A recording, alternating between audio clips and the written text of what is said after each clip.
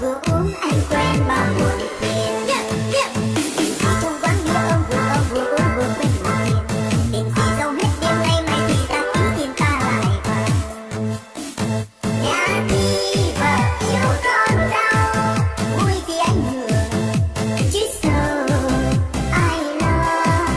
Vợ con một chữ anh so đo, hôm nay một lát anh lo hay chỉ ba. Nào anh uống bia ôm thì dân tìm muốn tìm con tìm vợ, cuộc đời đâu phải mơ mơ sau khi tìm hết bơ vơ một mình. Gọi gì đi đến bia ôm, vui thì xì lê cũng là để nguyên, đừng quên hạnh phúc xa đình.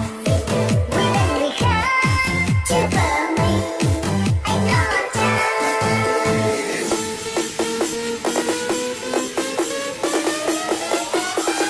This is how we fucking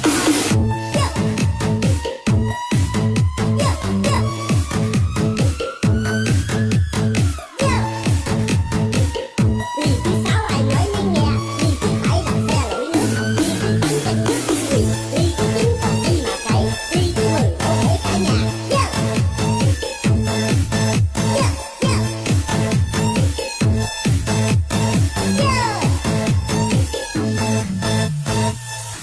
Nhiều đứa không chồng dối gian cả vợ, theo bè bạn quý đi tìm kỹ thơ, đến nơi cứ ngờ là mơ, đâu ra mà lắm ghé thơ một nhà. Vừa bước vô là em hôn một cái, ôi ngồi con gái khiến hồn đau tim.